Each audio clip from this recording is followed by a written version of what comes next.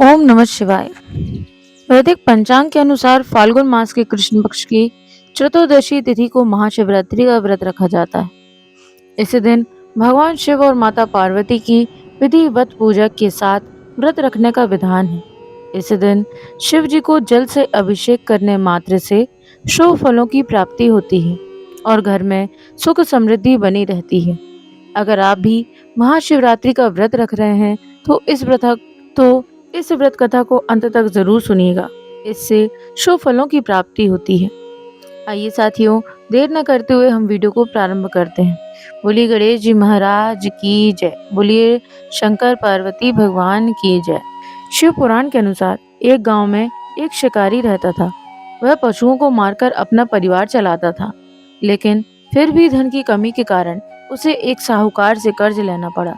लेकिन उसका कर्ज समय पर ना चुक सका, जिसके कारण गुस्से में आकर साहूकार ने शिकारी को पकड़कर शिव मठ में बंदी बना लिया। जिस दिन उसने ऐसा किया वह दिन शिवरात्रि का था। साहूकार के घर पर शिवरात्रि की पूजा हो रही थी। शिकारी ध्यान मग्न होकर शिव की धार्मिक बातें सुनता रहा। चतुर्दशी तिथि पर उसने शिवरात्रि की कथा भी सुनी। शाम होते ही साहूकार ने शिकारी को बुलाया और ऋण चुकाने के बारे में बात की। शिकारी ने अगले दिन पूरा ऋण लौटाने का वचन देकर खुद को उसके बंधन से छुड़ा लिया। रोज की तरह शिकारी जंगल में शिकार के लिए निकला, लेकिन साहूकार का बंदी बने रहने के कारण वह कुछ खा पी नहीं पाया था। ऐसे में वह बहुत व्याकुल था। शिकार करने के लिए वह एक तालाब के किनारे खड़ी बेलपत्र के पेड़ पर अपने लिए पड़ाव बनाने लगा। उस पेड़ के नीचे शिवलिंग था, जो बेलपत्रों से ढका हुआ था। शिकारी को उस शिवलिंग के बारे में पता नहीं था। अपने पड़ाव को बनाते समय उसने टहनियां तोड़ी और वे संयोग से शिवलिंग पर गिर गईं।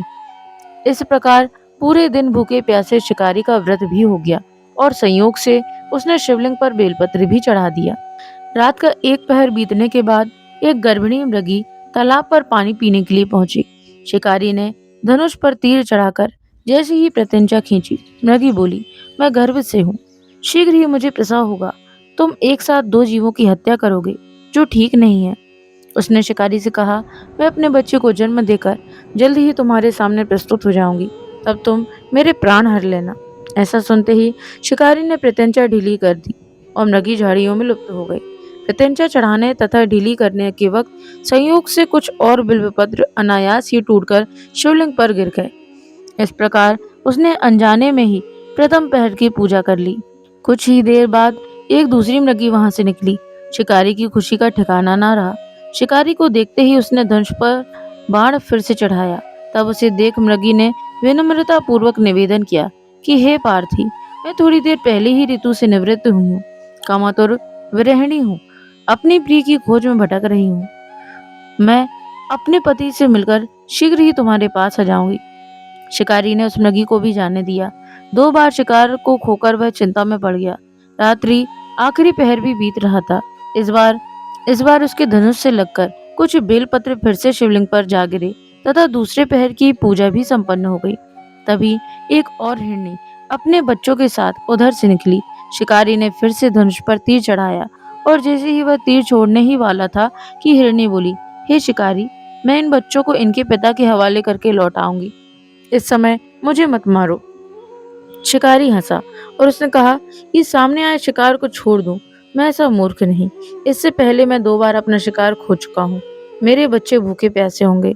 जवाब देते हुए हिरनी ने कहा, जैसे तुम्हें अपने बच्चों की ममता सता रही है, वैसे ही मुझे भी। हे शिकारी, मेरा भरोसा करो, मैं इन्हें इनके पिता के पास छोड़कर वापस लौटने का वचन देती हूँ। हिरण का दीन स्वर सुनकर शिकारी को उस पर दया आ गई। उसने उस मृगी को भी जाने दिया।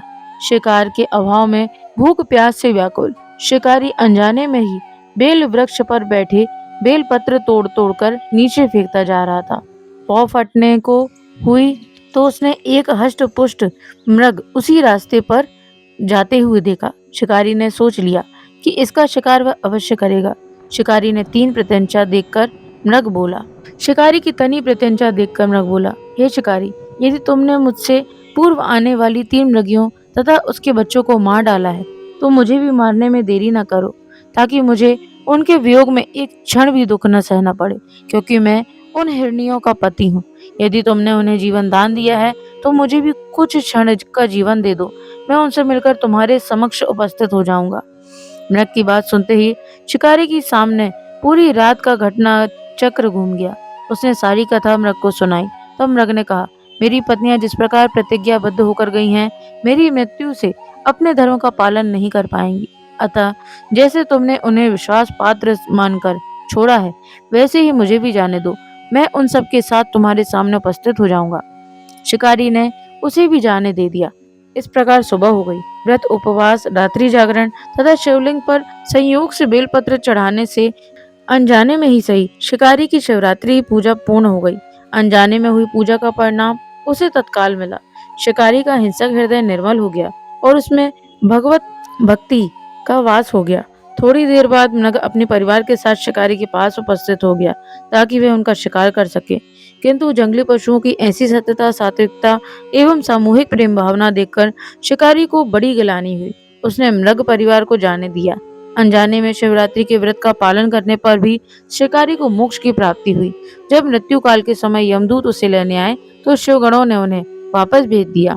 वे शिकारी को शिवलोक ले गए। जैसे शंकर भगवान ने उस शिकारी को मोक्ष प्रदान किया, वैसे ही हम सभी को करें और हम सभी के परिवार को सदा सुखी रखें। बोलिए गणेश जी महाराज की जय। बोलिए शंकर पार्वती माता की जय। साथियों, तो यह थी शिवरात्रि की एक पौराणिक कथा। आशा करते हैं आपको ये वीडियो जरूर पसंद आई होगी। साथियों, वीडियो पसंद आई हो तो वीडियो को लाइक करिएगा। चैनल पर नए हो तो चैनल को सब्सक्राइब करके बेल आइकन जरूर प्रेस करिएगा ताकि आप हमारे चैनल पर प्रस्तुत की जाने वाली समस्त वीडियो का श्रवण शीघ्र अति शीघ्र कर सकें। आज के लिए साथियों इतना ही। आपका दिन मंगलमय हो। जय श्रीमान नारायण, जय श्री हरि। राधे राधे।